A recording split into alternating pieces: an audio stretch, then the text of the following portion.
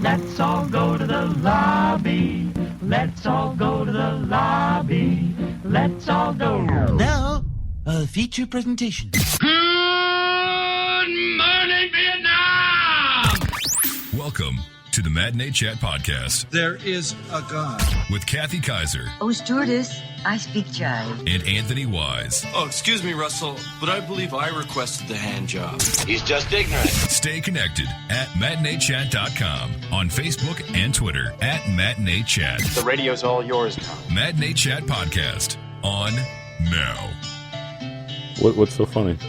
Oh, I was just laughing at that intro. Maybe there's part of that gets me every time. Welcome back to Matinee Chat, everyone. Kathy Kaiser here. Who else is here? Oh, hi. Hi, my name's Anthony. Yeah, thanks for joining me again. Thanks for having me. You know, it's not too often a guy follows me around for 7 weeks in a row. It's not too often I follow a girl around for 7 weeks in a row. Well, there you go. So it works, no right? one likes to be a stalker. It's weird. I can do that online from my couch. I don't follow you around for. Because you like those movies I take you to. That's what it is. I have a popcorn fetish. Mm-hmm. But remember, we're trying to cut down. Yes, we are trying to cut down. Cutting down on carbs. No Cutting more down. popcorn, everyone. Even though it's not a major carb, but still we're cutting down. There you go. Butter doesn't help. There you go.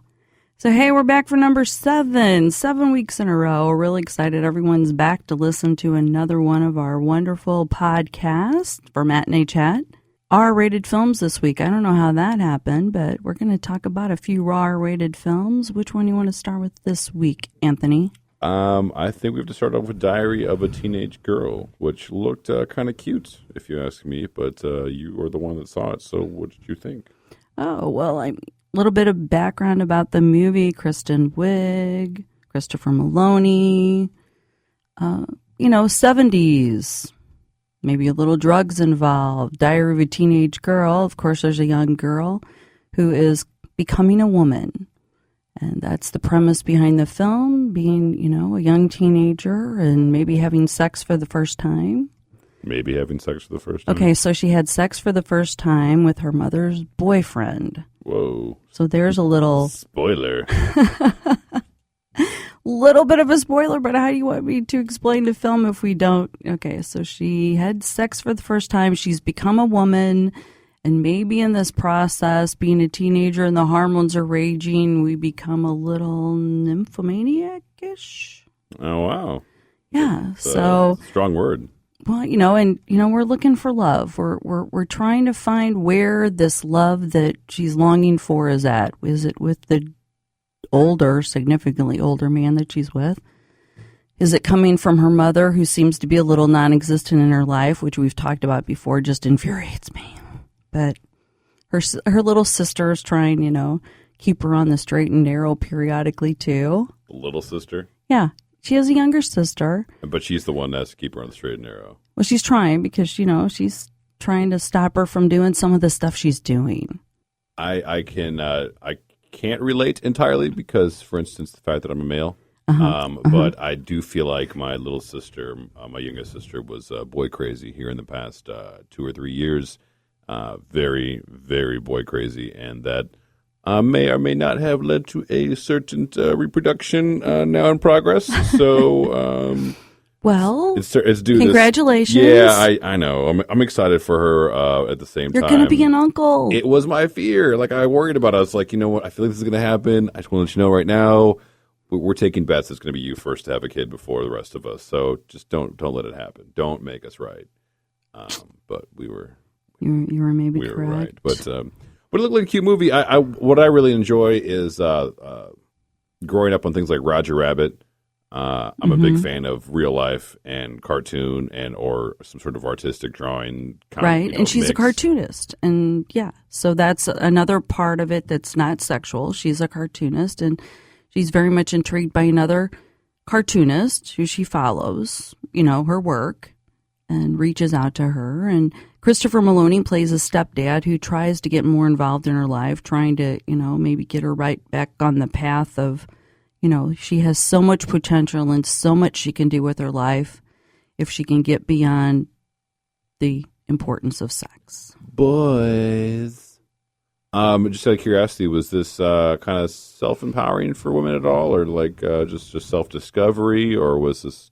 I mean, it was. I think taking hold of your organs and calling them yours, was it reclaiming your sexual identity, or was it just more like just a search for finding yourself? I guess kind of the same thing. But. I mean, no, I think you're right on all those levels. The movie touched on all those levels of being young, finding your way, becoming a woman.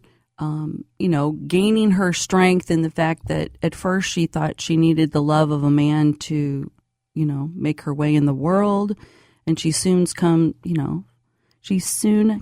to realize that maybe you don't need that. Maybe you can stand on your own 2 feet and make your way in the world. So takes time to learn that life lessons, Well, like it only took 2 hours this time. Only took 2 hours this time. Well, that's great. What would you rate this fine flick of? Well, I mean, like age? I said, you have to remember it was in the 70s, so maybe there's some drugs and some other things involved, and it's the 50s. It's the 70s. Maybe they were a little freer with the whole sexual thing, and I almost said it's the 2015s. There's drugs now too, but it is 2015 of the 2015s. There you go. There you go. So thank goodness I didn't do that. But I think it was an enjoyable film. I think that for all of you out there who are contemplating maybe taking someone with you who's under 17 to see the film, it's very sexually explicit. So I would suggest that you don't take anyone with you under 17 to see the film. He's frowning at me. You're over 17, so it's okay. You can go see the film. No, not necessarily that. I think it's important. I would not say don't take them. I would say see it first and then decide for yourself if you should bring them. But I think, if anything, it opens up the conversation that should be had, most certainly, because especially in St. Louis, there happens to be very high rates of 3 very, very unfortunate STDs that nobody should be having. So right there you go. And I don't know how much it touches on STDs at all, and the film doesn't seem like it would. But it opens up the flow conversation. Yeah, and it does open up a dialogue if you're trying to open up a dialogue about those kind of things. So see it first, and then debate if you want to bring the young one. But it always helps, especially with the younger generation. I somewhat being one of them, I'm better with visuals and things I can look at and say, oh, that's how it goes. And okay, it sounds like I'm just watching porn, but the sense is it really gets to their brain better. It does. Imagery. It does. I understand. And, in a rating system, I'm giving it 3.5. Oh. Okay. Kristen Wiig was really good. Christopher Miller was really good. I love Kristen Wiig. And actually, Belle Rowley is the young lady who plays Minnie, the girl in the film, and she was absolutely incredible for a young actress. Taking on the, adult material she was taking on, she was very good. So I'm going to give it a 3.5. That's cool. Well, check out the entire review up on the website right now, MatineeChat.com, and check that out. Okay, sounds good. What are we going to do now? We're going to go ahead and play a game. We're going to do it again this week. As you may or may not know, we've started implementing a couple games here in the past 2 podcasts. Yes. And right now the game is going to be Name That Tune. It's Name That Movie Tune so we don't get in trouble. Name That there Movie Tune. Oh, that's right. Trademark right, so it's infringement. So it's Name That Movie Tune. Name That Movie Tune. Name That Tune that was in a movie from that one thing that your cousin saw is the full title, actually, for copyright reasons. So you can't take that at all, just so we're clear. We switch it up every week. I chose last week. This week is Kathy's Choices. Yes. So let's see what she's going to stump us with. This is the selection for the song.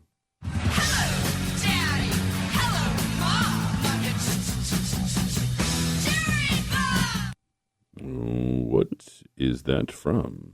Yeah. Where is that movie tune from? What movie? I don't even know the song, so I really can't even tell you it's what movie it's from. The Runaways. Oh. And who are they? Jokes. No, I like the story of Joan He's Jett. teasing me. I know he knows exactly who they are. And he's trying to say maybe it's an older band and only I would know who was in that band. No, I would never. I would never. Okay. Is this for tickets for Chesterfield or tickets for the East? How about it's tickets for St. Charles? Oh, the Wehrenberg Chuck. in St. Charles. The Chuck, okay. Yes. So if you know the movie that tune is a part of. And this week we're going to give away 4 tickets, so you can take your friends with you. Take your friends to St. Charles, and includes dinner as well with those 4 tickets. Exactly, dinner and a movie. All 4 tickets. That's a good deal. Yeah. Especially at movie theater prices. That's a really good deal. That's a really good deal. All right, we'll log on to the website. We're all about making everyone happy. You listen to the podcast, we make you happy. And, of course, you can answer the question on this podcast page. Yep, just go to the bottom. Go to the bottom, abajo. And reply. Moving on to movie number 2, a movie we saw together. We did. Number 1 of 2 Eisenberg films coming out this week.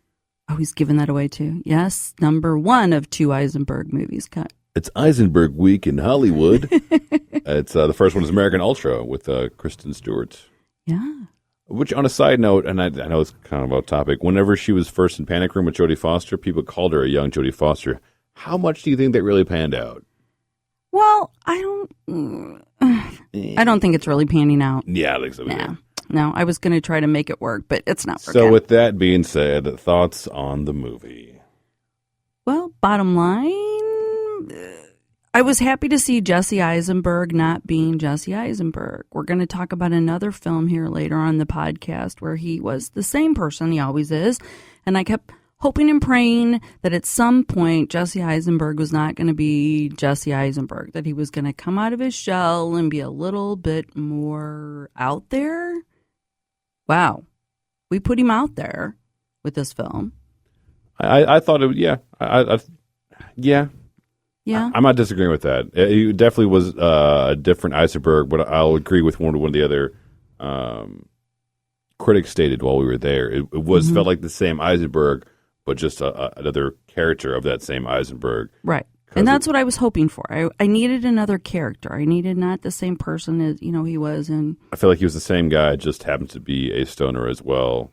Which I thought major stoner. The qualities that they showed on that were, somewhat true to life. The one thing that I thought was very good stoner commentary, which would probably actually be a conversation, was the whole tree and car one. Yes, the philosophy question. I thought another that was, spoiler, but yes. Yeah, it didn't really apply to the movie too much though, so we can let that go. Okay. So that was definitely a big stoner question, but it's not your like your usual, oh, bro, stoner, we're going to go save my buddy from jail or whatever. No. This is a little more, deeper than that. Definitely deeper than that. I mean, there was a lot of aspects of this movie I was not anticipating from the trailer at all. Yeah. You agree? Yes. Yes and no. I kind of only saw the trailer once because I don't want to watch too much. Yeah, I know so much how away you get nowadays. about that. No. Can't watch a trailer. I came in with no expectations except for the fact that Kristen Stewart was not going to be that good. See, and I thought she was better than she's been in a lot of movies. Yeah. She was a lot more dimensional than she's been in a lot of films. Seriously. And how many dimensions is this dimensional? Maybe 3. Okay. All right. I mean, you do get a little, facial expression. You do get a little more emotion. She's just always so stoic in everything that she does. But you do get a little bit more. Yeah, you get a little more. And again, in this movie, there's a little use of cartoon work. The Jesse Eisenberg character happens to be a doodler. Happens to create a cartoon. Of monkeys. A big fan of space monkeys, I believe. Space monkeys, yes. And at the end of the movie, there's this is a spoiler. It's a cool little cartoon. I thought it was the best part of the movie, personally. But I'm also like a giant 5-year-old. Right. Yeah. But if I were Mark to that down. He said it out loud. I did not say that. Humongous 5-year-old. We can go to Six Flags tomorrow. Okay, perfect. Let's get that in before they close. I would have to give it a 3. I'd have to give it a 3 on this rating week because I didn't have any expectations. I was surprised because it wasn't your average stoner movie. However, I felt like there was a couple things in the storylines that they left out that just me personally I wanted to know about. Like I wanted to know about the other government program. Like, what do you mean? How did this whole thing originate? How did this thing come about? I never. Connie Britton didn't share that, did she? No, that part wasn't brought up. So I kind of wish there was more detail on that. And that took away from me because in my brain, I'm like, what's going on? My OCD is just like, tell me what happened. And so, I need more info. Hurry up. Exactly. Okay. But what'd you think? Well, I actually was thinking that Topher Grace needed to be more of a meanie. He played something we're not used to him playing. He was trying to be a big jerk, but he just wasn't pulling it off. That sweet little face just wasn't. He's just too skinny. Is that it? He's too skinny? He's just used to being on that 70s show, and he can't get beyond the nice guy image that he always plays. All I could think about is the Wilson brother calling him foreskin and foreplay. Great. And perfect. Forehead. So that was going through your mind. I just kept thinking, if you really want to be I want to use the P word, but I really can't. So Luke there Wilson, you go. that's what it is. Yeah. Placenta? No. Okay. No. That was not the word. Anyway, I needed him to step up his game. I was happy to see Bill Pullman again. That was fun. You referred to him as the president. He is the president. He is? Yes. Okay. Forever. What about Michael Douglas? What about Michael Douglas? He was the president, too. In what? In The President? Oh, the one with the reporter where they have like a relationship or whatever? Yes. Yeah, but he didn't defeat any aliens. Bill Pullman defeated aliens. Okay, there's a difference. That guy saved us. Well, the president... On Will Dependence Day. Okay. The president in American Ultra, actually, Bill Pullman, I loved it. I loved him in that film. Yeah, he was fun. I always enjoy seeing him. Yeah, so bottom line is I'm giving it a 3.5. Oh, wow, 3.5. It was better than I was anticipating really going in, and I really liked the different dynamics of the storyline, so I'm giving it a 3.5. What didn't you like for it to be a 3.5? Kristen Stewart. Even though I gave her accolades, which she rightfully deserves, I just don't understand why. Yeah, I just think there were so many other actresses that could have maybe done better. But on the flip side of that, they had a good chemistry, her and Jesse. So I agree with that. It was good chemistry. So bottom line is 3.5. I could have gave it a 4. I bent back and forth, but 3.5. Wow. Good give it the Quancho. All right, well, check out the full review up on the website right now, of course, at MatineeChat.com. And now it's time for the other game we play. Another round 3 of Say What? Everybody got to lubricate more for that. I just got to record myself doing that once. When he practices, he does that perfect. So yeah, when it comes for game time, it just falls apart. I think I have stage fright. Is that it? I think that's it. That's it. All right, here's the quote from this week, as of course picked up by Kathy, and to figure out what movie it's from for your chance to win tickets to go see a movie on the East Side, correct? Correct, at the Lincoln Theater. 2 tickets at the Lincoln. 2 tickets at the Lincoln. Name this movie quote. Hey, crotch mount. Yeah, you, zip it, or I'll come up there and zip it for you. Ooh, that was my girl Sandy. That was dicey. She was aggressive in that one. There you go.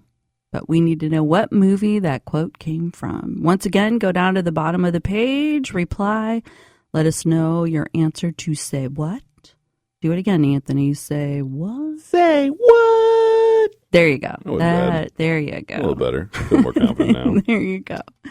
Worried about it for a second. All right, so the third movie we're going to take a look at, really, actually, another Eisenberg film, End of Tour, which I wanted to see. The end of the tour, sorry. That's all right. That's all right. Which I wanted to see, but I unfortunately had work obligations. He really hates me when he's working and I'm sitting in the movie theater. Well, just some movies that seem like they might interest me. Well, it's a real story about, David Lipsky, who was a Rolling Stone reporter, and his interview of David Foster Wallace, who wrote a 1,000-page book called The Infinite Jest. And he did a 1996 interview, hung out with him for 5 days, kind of lived his life at the end of his book tour. Now, a lot of people probably think the end of the tour means the end of a, from Rolling Stone, it's a music tour, but it's actually a book tour that they were on together for the last 5 days of the tour. And he interviewed him and got a feel for his life and what he was like. And maybe he wasn't as exciting as David Lipsky, a.k.a. Jesse Eisenberg, thought he was. And in this film, Eisenberg was just what we're used to. Eisenberg being Eisenberg, somewhat frantic, somewhat nervous. Yes. Kind of demure. Yeah. the same Jesse we're used to seeing. That's like I said. That's why I was so happy to see a new dimension in American Ultra. But enough about that film. We're back to the end of the tour. So, yeah, Jesse was being Jesse. And I am usually not a fond of Jason Segel. I mean, I'm not fond of him. How can you not be fond of him? I don't know. There's just been times when I've been watching him that, Bad Teacher. I tried to like him. I love Cameron Diaz, I thought the movie in general was iffy. Really? Yeah, Maybe that was it. Remember the whole thing. I mean, you're entitled to your opinion. I'm not trying to Oh, change no, it. that's okay. That's okay. I'm But just- what I was going to say was he was phenomenal in this film. Oh, he I was. loved him. Yes. I loved Jason Segel in this film. He did a great, performance of this real-life character, and explaining why he wrote his book and why it was as long as it was and what he was trying to get across. And, and maybe it was the long hair that I was attracted to. I don't know. Anthony has long hair. I'm not saying I'm not going to comment. You're married, I'm not going to. Oh, yeah. Okay. All right.